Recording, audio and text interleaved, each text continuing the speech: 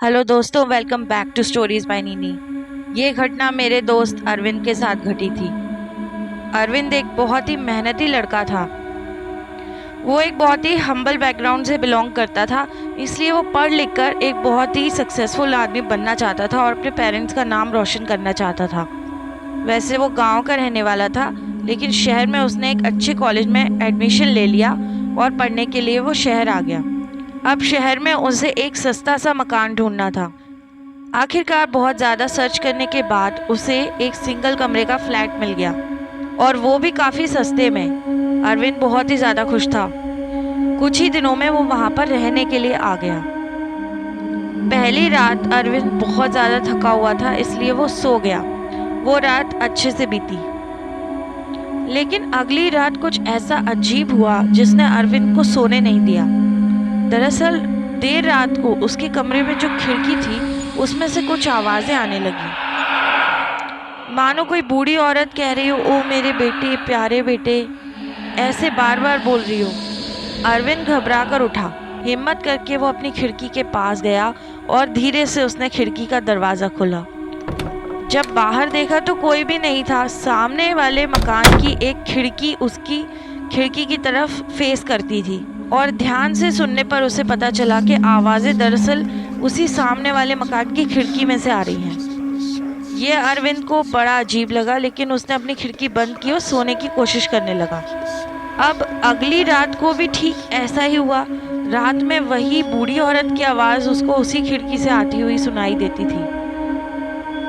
इस बार वो उठा और जैसे उसने खिड़की का दरवाज़ा खोला, देखा सामने वाली खिड़की का भी दरवाज़ा खुला हुआ है, और उसमें एक बहुत ही डरावनी बूढ़ी औरत है जो सीधा उसी की तरफ देख रही है और ये अजीब से बोल बड़बड़ा रही है। अरविंद ने उससे बोला कि तुमको क्या चाहिए, पर उसने कोई जवाब नहीं दिया। वो तो बस एक गाने की तरह अपने ये बोल बड़बड़ा रही थी, ओ मेरे प्यारे बेटे, मेरे प्यारे बेटे, मेरे पास आओ। ये सुनकर अरविंद को बहुत गुस्सा आया। उसने कहा कि वो अगले दिन मकान मालिक से इसकी कंप्लेंट करेगा। ये कह के उसने अपनी खिड़की बंद कर ली और सोने की कोशिश करने लगा। और फिर थोड़ी देर बाद उसको नींद भी आ गई, क्योंकि वो कॉलेज का पहला दिन था और वो बहुत ही ज़्यादा थका हुआ था। अगले दिन उसने अपने मकान मालिक से इसकी बात करनी चाहिए, लेकिन वो मकान मालिक कहीं बाहर गए हुए थे, इसलिए उसकी बात नहीं हो पाई। और उसी रात एक बहुत ही डरावनी घटना घट गई। जब अरविंद सो रहा था तो उसके लिए रोज़ की बात हो गई थी कि खिड़की में से वही आवाज़ें सुनाई देती थी, लेकिन इस बार कुछ अलग था। उसे अपनी खिड़की के ग्लास पर किसी चीज़ के बार बार टकराने की आवाज़ सुनाई दे रही थी, जैसे किसी मेटल का या किसी भारी चीज़ का कोई पार्ट बार बार उसकी खिड़की के दरवाजे से टकरा रहा है। इस आवाज़ ने अरविंद को बहुत ज़्यादा बेचैन कर दिया।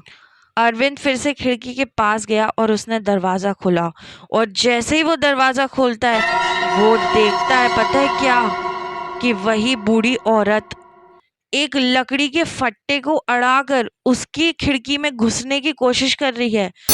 वो लिटरली दोनों बिल्डिंग के बीच में चलती हुई आ रही है, एक कमज़ोर सी लकड़ी के फट्टे पे, ताकि वो उसकी खिड़की के ज़रिए उसके कमरे में घुस सके। अरविंद बहुत ज़ोर से चिल्लाया और वो औरत ज़ोर ज़ोर से हंसने लगी, जैसे मानो कोई खेल चल रहा हो। अरविंद तुरंत बाहर भागा और उसने अपने पड़ोसियों को बुलाया। सारे के सारे वहाँ इकट्ठा होने लगे, और जैसे ही वो अरविंद के कमरे में पहुँचे, ना तो वहाँ वो लकड़ी का फट्टा था और ना ही वो बूढ़ी औरत थी। शायद वो बूढ़ी औरत तब तक वापस जा चुकी थी। अरविंद ने लोगों से कहा कि चलो चलकर उस मकान की तलाशी लेते हैं। इस पर लोगों ने उसे मना किया। लोगों ने उसे बताया कि दरअसल उस मकान में बहुत ही बुरा हादसा हुआ था। एक बूढ़ी औरत उस घर में अपने एक पोते के साथ रहती थी, लेकिन उस बूढ़ी औरत का मानसिक संतुलन धीरे धीरे खराब होता गया, और एक दिन उसने गुस्से में आकर अपने ही पोते पर जानलेवा हमला कर दिया। इसलिए उस औरत को पकड़कर एक पागलखाने में डाल दिया गया, और तब से वो औरत वहीं रहती है। ये सुनकर भी अरविंद को बिल्कुल विश्वास नहीं हुआ। उसने जिद पकड़ ली कि उस घर को देखना है। फिर जब लोग वहां पर पहुंचे तो उस घर पर ताला ही नहीं लगा था, किसी ने उस घर का ताला तोड़ा हुआ था। और जब वो अंदर गए तो ऐसा लग रहा था मानो कोई वहाँ पर रह रहा हो। किचन में झूठे बर्तन पड़े हुए थे, यहाँ तक कि कपड़े भी सूख रहे थे, लेकिन उस घर में कोई भी नहीं मिला उन्हें। लेकिन इस घटना ने अरविंद को इतना डरा दिया कि वो अगले ही दिन अपना मकान खाली करके कहीं और शिफ्ट हो गया। तो ये थी आज की डरावनी story. Thank you for listening.